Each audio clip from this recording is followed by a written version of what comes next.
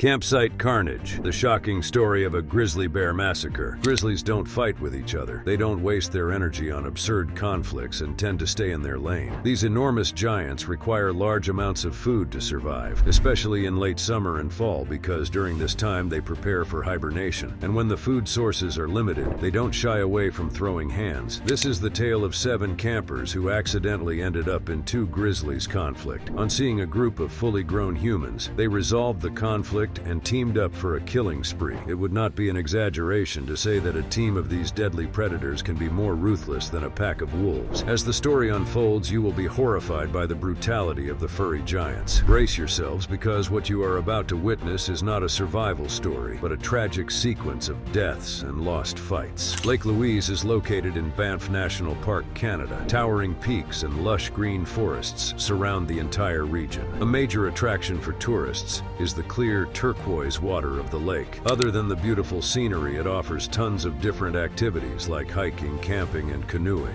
However, there is one drawback: the bears. Lake Louise is home to a variety of wildlife, including elk, moose, and bears. And while walking around the lake, you can experience bear sightings, and sometimes the sightings turn into encounters, deadly ones. That is why the park authorities always suggest that visitors follow the rules and stay bear aware. A group of 7 friends decided to visit Banff for a recreational trip. They were college students and had their summer break. So instead of staying at home and sulking around, they thought it would be best to go on an adventure and reconnect with nature. Gabriel, Andrew, Ian, Axel, Adam, Theo, and Austin lived in Toronto. They all attended the same college and had become really good friends. Initially, they planned to hike the trails around Lewis River, but Adam suggested camping there for a night. Austin was reluctant to the idea. He was worried about the bugs, but the boys convinced him, so they all agreed to go together. What they did know was that when they reached there, problems bigger than bugs awaited them. On June 27, 2024, they boarded a plane from Toronto to Calgary. It was a 4-hour flight. Around 1 p.m., they reached Calgary and had their lunch at a local restaurant. Then they booked a car and drove to Banff. It was a 1.5-hour drive, yet it took them 3 hours to reach Banff, because on their way there were multiple scenic viewpoints, and they would stop at each one to click photos. So after a long yet refreshing drive, they reached Banff and checked into their lounge. The long journey was exhausting, so they preferred staying in the lodge and taking some rest. The next day, they had their breakfast. Then they went to the local points for a walk. At 1 p.m., they set off on their journey to Lake Louise. Park authorities informed them of the potential bear threat and the necessary measures they should follow, but they all thought they were too cool to carry bear sprays. It was a 40-minute drive from Banff to Lake Louise, but they made it in an hour because after every couple of minutes, one of them would want to stop and take a picture at a nice spot. Leaving the car in the parking lot, they set off on the hiking trail. Lake Agnes Tea House Trail is a beautiful and moderate hike, so they thought it would be easier to hike that trail. It leads to Mirror Lake and then Lake Agnes, and on the way it offers breathtaking views. As they started the trail, they did not bother following any rules. They had their sleeping and camping gear, but they had failed to book a spot at the camping ground, so they were planning to camp at any spot they found suitable. Unauthorized camping often leads to grave outcomes, but the boys were unaware of it. They were not in the fittest form, so after 30 minutes of walking uphill, they were gasping for air. Gabriel was almost about to faint, so he pleaded with them to take a break. They found a clearing near a waterfall and sat on giant rocks. Austin, who was afraid of bugs, was lying on bare ground because of the exhaustion. After a walk of merely 30 minutes, they took a break. Without realizing the time, they sat there for an hour. When Ian pointed out that they had been slacking off for an hour, they immediately got up and rushed ahead. Another 30 minutes went by and they reached the Mirror Lake. It was a small lake and the water was so clear that they could see their reflection in it. In addition to the blue water, it also had the best view of the Beehive Mountain in the background. It was an absolute masterpiece of nature. They reached the lake around 4:30 p.m. and it had started getting darker. Dropping the idea of going any further, they decided to camp by the river. It was a nice spot. They had direct water access, and the fresh berries there could pass as perfect snacks. So they set up their camps and started building a fire to make dinner. Gabriel and Axel collected wood for the fire, whereas the rest of them prepared the steak for grilling. They had packed steaks for dinner and were now planning on having a little bonfire. It took them a while to start the fire because Ian had deliberately hidden the lighter. After half an hour of failed attempts at hand drill and rubbing stones to start a fire, Ian finally returned the lighter to them with a smirk that earned him a punch in the stomach, but he laughed it off. The sun had already set and they had the grill on fire. Theo grilled the meat and the boys devoured their dinner. They were hungry after the long long and strenuous tasks of the day. After dinner, they cleared the campsite and sat around the fire for some games. Then the fire died down and they were finally headed to sleep when a loud thud stopped them in their steps. They looked at each other and then around themselves but couldn't see anything. Then there was another loud thud, and this time it was accompanied by a roar. They knew something was up in the deep, dark forest. Ian tried to make fun of the situation and laughed at Austin, who seemed like he had seen a ghost. His laughter died in his throat when he saw two giant figures wrestling with each other. A minute passed and none of them moved, hoping the two giants would not notice them. They were all staring into the darkness, and Adam's phone started ringing. They all mouthed a curse. It was his insurance company. Although it was the perfect time to sign up for life insurance, he canceled the call. However, the loud ringtone had attracted the attention of the two fighters, and their big brown eyes landed on the boys. As the two figures walked closer, their big shoulder hump and giant physiques became clear. They were grizzlies who were probably fighting on some carcass, but as they saw the 7 campers, they knew a feast awaited them. So they resolved their conflict and teamed up. One of them walked to the front and the other rounded the boys and stood behind them. It was as if they were communicating with their eyes because they had effectively blocked any escape for the boys. The group was still in disbelief, so Theo asked Gabriel, "Are you seeing what I am seeing, or am I just having a nightmare? Please wake me up." Gabriel turned towards him and shrugged his head, letting him know that it was no nightmare, and they had actually been sandwiched between two deadly predators. The bears roared at once and the boys screamed. Andrew was the first one to react. He sprinted to the nearest tree and attempted to climb. He was a terrible climber, but he still tried. Meanwhile, the first bear walked towards him leisurely and stood behind him as he made another poor attempt to climb the wet tree with sweaty hands. He gave up and turned around to be face to face with the bear. It howled at him and then grabbed his right shoulder in its tight jaw. It picked him up and slammed him into the tree. He fell to the ground and grunted in pain. The bear strangled him with its full weight and then started pouncing onto his stomach. The blows were fatal, and he lost his life in a matter of seconds. While the first one was busy with Andrew, the second one kept a check on the others. After dealing with Andrew, when the bear returned with blood-stained paws, Ian yelled, "Run in opposite directions." Then he bolted to the right and Theo ran to the left. They had underestimated the bear's sense of direction and speed. In 2 big lunges, the 2 bears were on each of them. It was as if they had a bet on who finished the rival in minimum time because, as they trapped their tiny bodies in their tight hold, they didn't think of anything else and immediately got to business. Ian was screaming very loudly, and it agitated the bear, so its claws landed right under his jaw onto his carotid artery and put a halt to the dramatic yelling. Theo tried to keep the bear from biting him with his bare hands. He tried to hold its face away from him, but he was no match for his strength. The bear shrugged his hands off in one swift moment and then bit his left shoulder to make sure his hands didn't hinder its moves again. Then it picked him up from the ground and flung him in the air. Theo's screams kept getting louder and louder, but then, with a loud crack, he fell away. His arm was in the devil's mouth. It had flung him so hard that his arm came off. It was a terrifying sight. The campsite, which was filled with laughter and games, was turned into a brutal scene of a crime documentary. 3 men were already down and 4 were left. After dealing with Ian and Theo, the Grizzlies started looking for the rest of the boys like bloodhounds. Gabriel and Austin were hiding behind a large tree trunk. They could feel the Grizzlies sniffing around them. A slight sound could get them killed, so they held their breaths and prayed that they made it out of there alive. They were all too young to die. A few seconds went by and they thought their prayer had been accepted, but a loud crash behind them proved them wrong. The bears had found them and both of them had crushed the tree trunk. When they saw the splinters of the crushed trunk fly away, they knew they were going to be treated far worse than that. Gabriel still tried his luck and attempted to run, but as the sharp teeth of the grizzly sank in his leg, he fell to the ground and screamed. The campgrounds were so far away and nobody could hear them, and the grizzlies enjoyed having no disturbances. His leg was completely chewed on, and then 2 giant claws landed on his chest. The bear held him to the ground and bit his stomach. It ate him out alive. The injuries were brutal, and several of his vital arteries were ruptured, so he couldn't endure them and lost his life. As the first grizzly dealt with Gabriel, the second one held on to Austin, and it went easy on Austin. Rather than inflicting serious injuries and making him endure the pain, it directly crushed his ribs with its full weight. One of the fractured ribs ruptured his heart, and he died on the spot. Then the 2 grizzlies bit each one of his legs and flung his lifeless body into the air. While grabbing each leg, they were pulling them in opposite directions.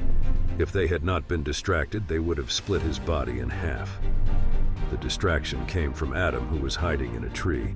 He had a direct view of the brutal attack, and he couldn't see them toy with his friend's body, so he snapped a branch and threw it at them to divert their attention. He succeeded. but at what cost? As the tree branch hit one of them, they lifted their heads and looked right up. They had a hunch that someone was hiding on top of it and walked to the tree. During the massacre, the bears realized they had made a great team, so now they were acting like best friends. One of them stood on the ground while the other got on top of him to reach the tree. Who knew bears could be this smart? Anyway, as one of them reached closer to the top, it gripped the tree bark in its claws and started shaking the tree. Adam didn't move, he held on tightly, but the bear was very resilient. It grabbed the tree and started climbing it. After a minute, it was right in front of Adam, and before he could process anything, its claws landed on his face, and he fell down the tree. The other devil was waiting for him down there, and before Adam could recover from the fall, it was pouncing at him with full force. It seemed like it was trying to dig him in the ground. His internal organs were badly injured, but he was still conscious. But then the bear who had climbed the tree had gotten down, and it jumped on him. It meant to use him as support, but obviously his lean body couldn't take the weight of a massive grizzly. It crushed like a dried leaf, and then the grizzlies walked away to find the final target. Axel was the smart one. Instead of hiding behind woods or on trees, he was hiding in his sleeping bag inside the camps they had set. He could sense the grizzlies walking around him, but he kept his breathing normal and silent. But he couldn't stay hidden for longer. The grizzlies were masters of hide and seek. One of them shoved the camp, and when it sensed a man lying inside, it invited the other one as well. Axel was the last target, and he wanted to enjoy killing him together. One bear grabbed onto his leg, and the other tried to pull him out of the sleeping bag. He was being stretched between them, and he screamed with pain. Thankfully, one of them let go, and he was pulled out of the bag. Then the grizzlies dealt with him. One pounced on his chest while the other mauled his legs. The poor man was facing the wrath of two grizzlies at the same time. He couldn't take it longer and joined his friends in the afterlife. After wreaking havoc in the deep dark forest, the grizzlies divided their shares and went back to their dens. They were now satisfied since they had a food supply for the next day. That was all that they cared for. Since the group was camping on unauthorized land, nobody got to know about the attack until days went by. Except for torn clothes and blood marks, the grizzlies left nothing behind, so it was hard to interpret the attack. The only two witnesses were the bears, who must have gone into hibernation after an attack of this extent. They must have used all their reserved energy and now needed at least 1 year to recover from it. This was the story of the loss of 7 lives in a horrific bear attack. It teaches us that there is no shame in following rules and keeping your safety as your first and foremost priority. Being too cool for rules sometimes leads to horrifying consequences. Moreover, when visiting a grizzly country, one should always be prepared for a surprise bear encounter. Had the boys been well prepared and did not end up in the middle of a grizzly fight, the story might have ended differently. And that was it from today's video. Thank you for watching. What part of the story was most thrilling for you? Do share with us in the comments below, and don't forget to like and share. For more such videos, subscribe to our channel, and we will catch you in the next one.